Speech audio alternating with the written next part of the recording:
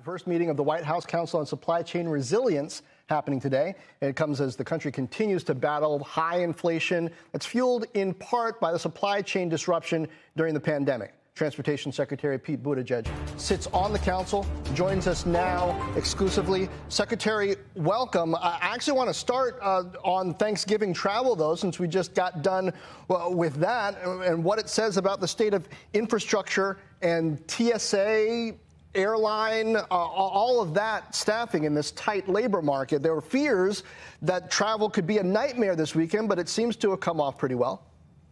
Thanks. I appreciate you asking that, because often when things go well, it doesn't get as much attention. Our numbers that TSA at the Homeland Security Department provided suggest that yesterday was the busiest day of air travel in American history, and the rate of cancellations and delays was well below 1%. So we have seen major progress. Now, nobody's spiking the football. We're still keeping very, very close watch on the airlines and taking very proactive measures with regard to the FAA and the air traffic control system to make sure we continue building on those improvements. But you look at where we are now compared to where we were, let's say, a year and a half ago, the summer of 2022, major improvements. And when people do get stuck or have a problem, we have much better passenger protections in place that we can enforce as a department compared to even 2 years ago. One more on that, then. How much of this improvement has to do with improved airline software systems? Because we had a number of concerning breakdowns there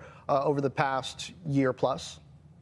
We have seen the airlines step up with regard to more realistic schedules, with regard to staffing, and with regard to technology, things we've really been pushing them on. Look, as a department, we're less focused on exactly how they get the results. We just need to make sure that they do get those results, get people to where they need to be on time, take care of them, follow the law and regulations. And look, the industry has a long way to go. And by the way, so does the FAA. We are coming to Congress right now asking for funding for more air traffic controllers, for technology modernization.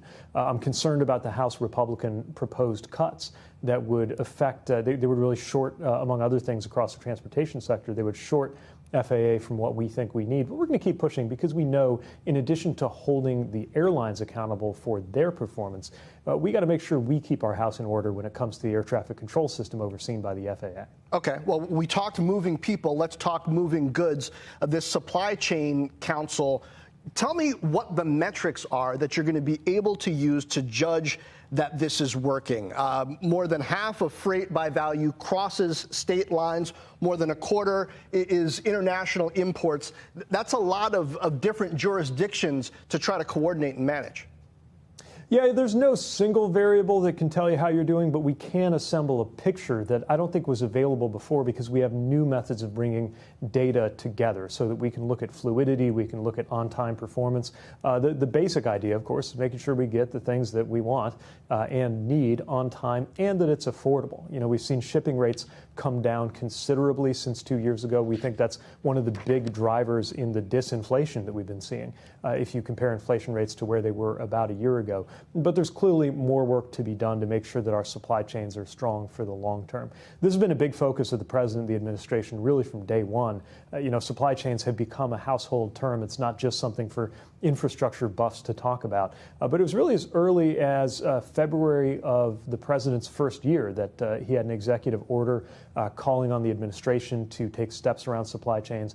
A number of steps took place over that summer of 2021 that I think really served us well when things reached a crisis level as those COVID disruptions worked through the system. We all remember those images just 2 years ago, this November, actually, of all those ships bearing down on the West Coast ports. And the fact that, you know, those most dire predictions didn't come through, that Christmas wasn't canceled. In fact, that throughput at those ports hit an all-time high, really is a credit to, of course, the workers who do the physical work of making sure goods get to where they need to be.